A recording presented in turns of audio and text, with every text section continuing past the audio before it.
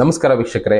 ನಾದ ಬಿಂದು ಕಲಾ ಒಂದು ನಾದದಲ್ಲಿ ಒಂದೊಂದು ಮನುಷ್ಯರಿಗೆ ಕ್ಯೂರ್ ಮಾಡುವಂತ ಶಕ್ತಿ ಇರುತ್ತೆ. ಅಂದ್ರೆ ಮನುಷ್ಯರು ಕಾಯಿಲೆಗಳನ್ನ ವಾಸಿ ಮಾಡುವಂತ ಶಕ್ತಿ ಇರುತ್ತೆ. ಅಂತ ಕಲೆಗಳು ನಮ್ಮ ಹಿರಿಯರು ಕಂಡುಕೊಂಡಿದ್ರು. ಅದಕ್ಕೋಸ್ಕರನೇ ದೇವಸ್ಥಾನಗಳಲ್ಲಿ ಗಂಟೆಗಳನ್ನ ಕಟ್ತಾ ಇದ್ರು.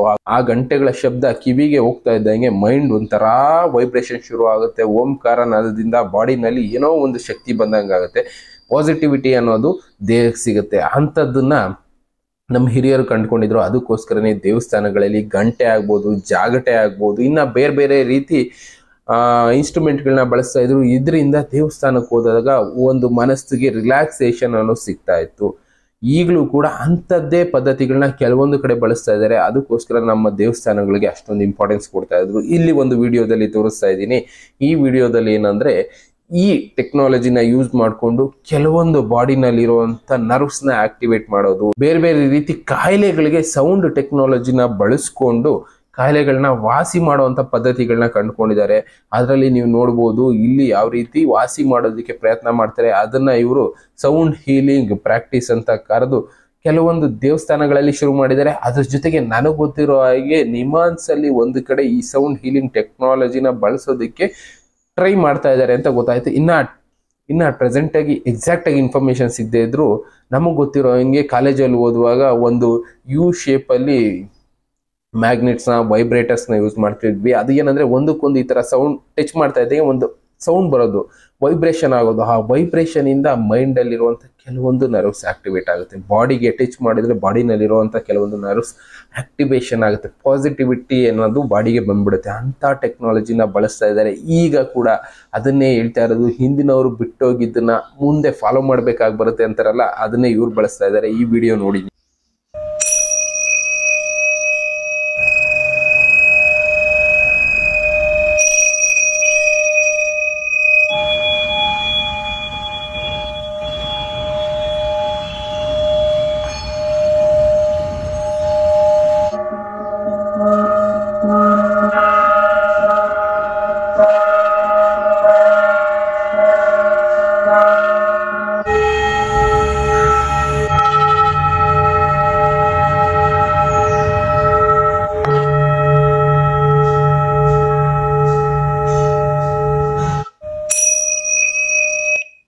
ಇಲ್ಲಿ ನೋಡಿದ್ರಲ್ಲ, ಇಲ್ಲಿ ಬಂದು ಜಾಗಟೆ ಆಗ್ಬೋದು, ಗಂಟೆ ಆಗ್ಬೋದು, ಬೇರೆ ಬೇರೆ ಸೌಂಡ್ ಮಾಡುವಂತ ಕೆಲವೊಂದು ಅದರಿಂದ ವೈಬ್ರೇಷನ್ ಕ್ರಿಯೇಟ್ ಆಗೋದು, ಓಂಕಾರ ನಾದ ಆಚೆ ಬರೋದು, ಅಂತ ಇನ್ಸ್ಟ್ರೂಮೆಂಟ್ಗಳನ್ನ ಬಳಸ್ತಾ ಇದ್ದಾರೆ.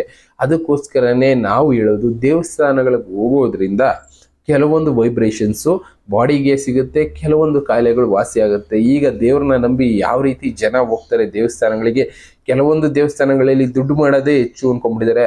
ಅದು ಅದ್ರ ಪಾಡ್ಗೆ ಅವ್ರು ಮಾಡ್ಕೊಳ್ತಾ ಇರ್ತಾರೆ. ಅದನ್ನ ಬಿಟ್ಟು ನಮಗ್ ಸಿಗುವಂತ ಪಾಸಿಟಿವ್ ಎನರ್ಜಿ ಈ ರೀತಿನೂ ಸಿಗುತ್ತೆ. ಅಲ್ಲಿ ಬರುವಂತ ಗಂಟೆನಾದ ಆಗ್ಬೋದು, ಓಂಕಾರ ಶಬ್ದ ಆಗ್ಬೋದು, ಇಂಥದ್ರಿಂದ ಎಲ್ಲ ಬಾಡಿಗೂ ರಿಲ್ಯಾಕ್ಸ್ ಆಗುತ್ತೆ, ಮೈಂಡ್ಗೂ ರಿಲ್ಯಾಕ್ಸ್ ಆಗುತ್ತೆ. ಅದಕ್ಕೋಸ್ಕರನೇ ಎಷ್ಟೋ ಜನ ದೇವ್ರನ್ನ ನಂಬೋದು. ದೇವಸ್ಥಾನಗಳಲ್ಲಿ ಮಾತ್ರ ಇಂಥ ಶಕ್ತಿ ಇದೆ. ಮನೆಯಲ್ಲಿ ಕುತ್ಕೊಂಡು ನಾವು ಗಂಟೆ ಜಾಗಟೆ ಕೆಲವೊಬ್ರು ಬಾರಿಸ್ತಾರೆ. ಅದರಿಂದ ಕೂಡ ಕೆಲವೊಂದು ಸಲ ಕೆಲವೊಬ್ರಿಗೆ ಹೀಲಿಂಗ್ ಅಂದ್ರೆ ಕಾಯಿಲೆಗಳು ವಾಸಿ ಆಗೋ ಚಾನ್ಸಸ್ ಇರುತ್ತೆ. ಹಿಂದೆ ಆಯುರ್ವೇದಿಕ್ ಟ್ರೀಟ್ಮೆಂಟ್ ಕೊಡ್ತಾ ಇದ್ರಲ್ಲ, ಆಗ ಕೂಡ ಈ ಸೌಂಡ್ ಟೆಕ್ನಾಲಜಿನ ಬಳಸ್ತಾ ಇದ್ರು. ಅಂತ ಟೆಕ್ನಾಲಜಿಗಳನ್ನ ಈಗ ಮತ್ತೆ ಬಳಸೋದಕ್ಕೆ ಫಾರಿನರ್ಸ್ ಶುರು ಮಾಡ್ತಾ ಇದ್ದಾರೆ. ಅಂದ್ರೆ ನಾವು ಇದ್ರ ಬಗ್ಗೆ ಅರ್ಥ ಮಾಡ್ಕೋಬೇಕು. ಈ ಸೌಂಡ್ ಟೆಕ್ನಾಲಜಿ ಮಹತ್ವ ಎಷ್ಟಿತ್ತು, ನಮ್ಮ ಭಾರತೀಯರು ಯಾಕೆ ಈ ಟೆಕ್ನಾಲಜಿನ ಉಳಿಸ್ಕೊಂಡು ಬೆಳೆಸ್ಕೊಂಡು ಬಂದ್ರು ಅನ್ನೋದನ್ನ ಅರ್ಥ ಮಾಡ್ಕೋಬೇಕಾಗತ್ತೆ. ಅದರಿಂದ ನಮಗೆ ಎಷ್ಟೋ ಕಾಯಿಲೆಗಳು ವಾಸಿ ಆಗುತ್ತೆ, ದೇಹಕ್ಕೆ ಒಂದು ಶಕ್ತಿ ಸಿಗುತ್ತೆ, ಮತ್ತೆ ಹೊಸ ಜೀವನ ಶುರು ಮಾಡೋದಕ್ಕೆ ನಾಂದಿ ಆಗುತ್ತೆ. ಅದಕ್ಕೋಸ್ಕರ ದೇವಸ್ಥಾನಗಳನ್ನ ಕಟ್ಟಿಸ್ತಾ ಇದ್ರು. ದೇವಸ್ಥಾನಗಳಿಗೆ ಹೋಗಿ ಬನ್ನಿ ಅಂತ ಹೇಳ್ತಾ ಇದ್ರು. ಸಣ್ಣ ಪುಟ್ಟ ದೇವಸ್ಥಾನಗಳಿಗೆ ಹೋಗೋದಕ್ಕಿಂತ ದೊಡ್ಡ ಮಟ್ಟದ ದೇವಸ್ಥಾನ ಸೌಂಡ್ಗಳಿಗೆ ಅಂತಾನೆ ಇರುತ್ತೆ ಕೆಲವೊಂದು ದೇವಸ್ಥಾನಗಳು.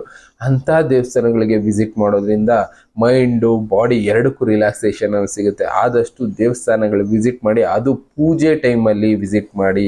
ಪೂಜೆ ಟೈಮ್ನಲ್ಲಿ, ಮೇನ್ ಪೂಜೆ ಟೈಮ್ನಲ್ಲಿ, ಮಹಾಮಂಗಳಾರತಿ ಟೈಮ್ನಲ್ಲಿ ಮಾತ್ರ ಈ ರೀತಿ ಶಬ್ದಗಳು ಕೇಳೋದಕ್ಕೆ ಸಿಗುತ್ತೆ. ನಾರ್ಮಲ್ ಆಗಿ ನಮಗೆ ಈ ರೀತಿ ಶಬ್ದಗಳು ಕೇಳೋದಕ್ಕೆ ಸಿಗೋದಿಲ್ಲ.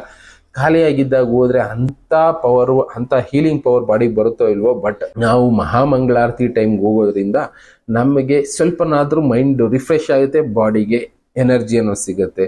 ಅದಕ್ಕೋಸ್ಕರನೇ ಮಹಾಮಂಗಳಾರತಿಗೆ ಇಂಪಾರ್ಟೆನ್ಸ್ ಅನ್ನೋದನ್ನ ಹಿರಿಯರು ಕೊಟ್ಟಿದ್ರು. ಮಹಾಮಂಗಳಾರತಿ ಟೈಮ್ನಲ್ಲಿ ಈ ರೀತಿ ನಾದಗಳ ಶಬ್ದ ನಮ್ಮ ಕಿವಿಗೆ ಬೀಳುತ್ತೆ, ದೇಹಕ್ಕೆ ಅದರಿಂದ ಪಾಸಿಟಿವಿಟಿ ಅನ್ನೋದು ಬರುತ್ತೆ. ಆದಷ್ಟು ಮಹಾಮಂಗಳಾರತಿ ಟೈಮಲ್ಲೇ ದೇವಸ್ಥಾನಕ್ಕೆ ವಿಸಿಟ್ ಮಾಡಿ.